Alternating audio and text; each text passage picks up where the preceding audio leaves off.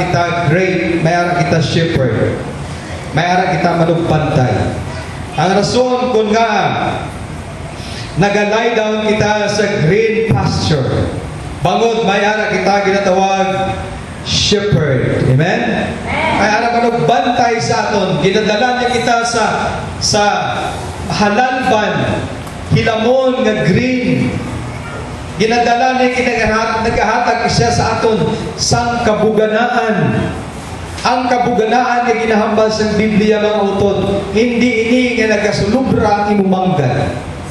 Hindi ini nga buta pirmi ang imubulugasan. Hindi na mo ang ang kabuganaan na ginahambal sa Biblia. Ang kabuganaan na ginasiling sa Biblia, anon mo man ina ng mga butang, kay hindi na nimo ina kinahanglanon. Pautod hindi na naton ma-appreciate ang butang nga ara sa aton ngaway na naton ginagamit.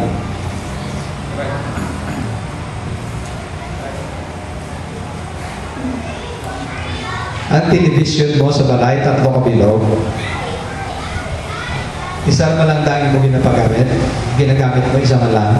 Hindi ba dahil? Pag sabihin, ginagamit mo na lang. So, ang imo reaction ko kisa, sa balay, anhon ko na to. 3 kabilog sa balay ang TV. Ang isa gani, wala na ginagamit. Kasi, hindi na nimo na ma-appreciate. Anyway, masiling ka, bugana ka.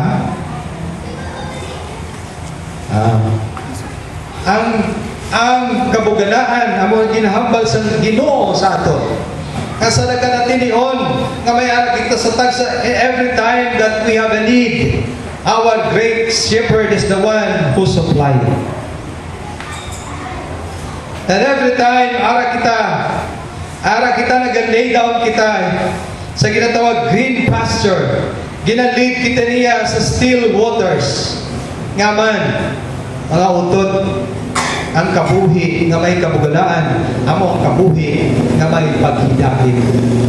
Kaupo ng Diyos. Sinisang Ginoo sa aton ko sa chapter 10 sa John, sa chapter 10 verse number 10, nagsiling siya, I came that you might have life, eternal life, and that you might have it more abundantly.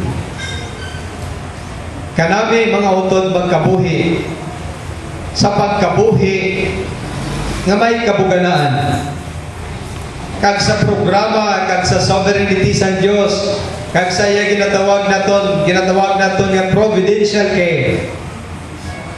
Ang kabuganaan nga ginasiling iya amo ang lugar na sa diin we always depend on Him. We always looked at Him by faith for the provision of every need. Amoy na niya ang kabuganaan na ginahambal sa Diyos. Mga utod, kanami, bisan sino pa pamakuton mo ng Kristohanon nga naka-experience sa ni, kanami nga nagakabuhi ikaw sa pagtuo. Amen. Living by faith. Living by faith. He maketh me to lie down in green pastures. He leadeth me beside the still waters.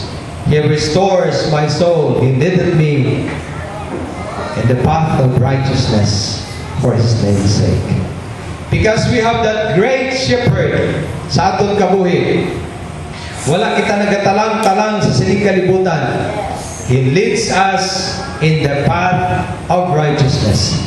He protected us in the valley of the shadow of death. He guided us. He disciplined us with the rod, with the staff and the rod that is in His hand. Until we can say, surely goodness and mercy shall follow me all the days of my life. And there I will be with my great shepherd, with the shepherd of my life.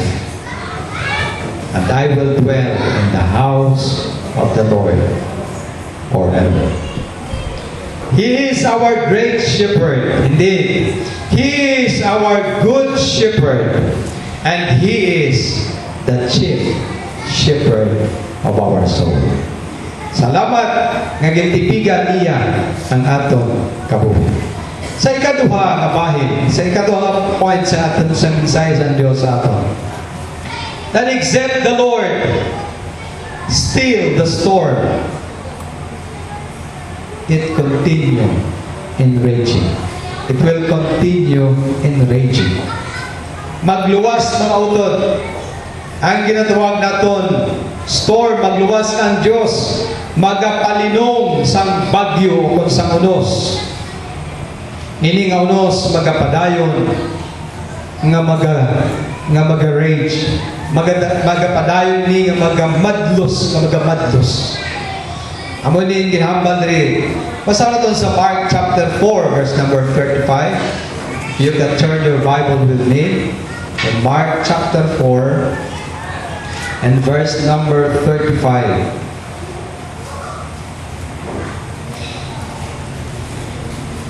If you can read with me, you can. Verse number 35, I'll read.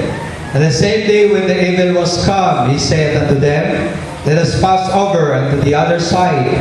And when they had sent away the multitude, they took him even as he was in the ship.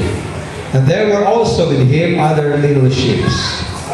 And there arose a great storm of wind, and the waves beat into the ship, so that it was now full. And he was in the hinder part of the ship, asleep on a pillow. And they awaked him and said unto him, Master, carest thou not that we perish? And he arose and rebuked the wind, and said unto the sea, Peace, be still. And the wind ceased, and there was a great calm. Nakita natin na ang gahom sa Diyos. Kung paano sila sa Biblia, the wave and the wind obey Him. Bangod sa iyang ginhambal, they obey His command. He has the command over nature. Sa siling mga kalibutan ini, praise the Lord. And we hope na matapos siling nga tuig naman putani nga hindi kita pagduawon sa ginatawag nato mga natural calamity.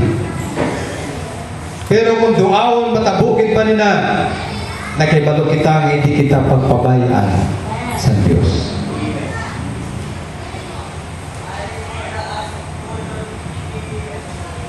I can ponder the goodness of the Lord sa nag-agi nga lino nga nag-devastate sa mga banwa dito sa Oriental. Kapag kita ko ng mga tabo, makahalanguyos, makaladlo. Ang habagat na nag-agi dito sa Luzon. Ang mga flood nga nag-aabot dito sa Mindanao. Mga utol, hindi pala mga unos na nag-abot. Kag wala nato na experiencehan sa Silinga province, sa Silinga Duog.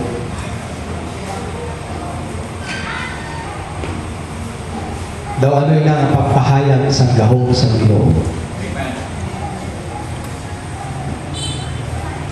Kung ang mga katawhan sa isa lang katinion, may mga tig-apat, may mga isa ka panimalay, may tig-apat nga patay. Bangod sa sinanagaagi mga trahedya. Bungguan na isang salakyan, sunog na nagkakatabo. Mga utod, hindi pala ina mga storm sa kabuhi.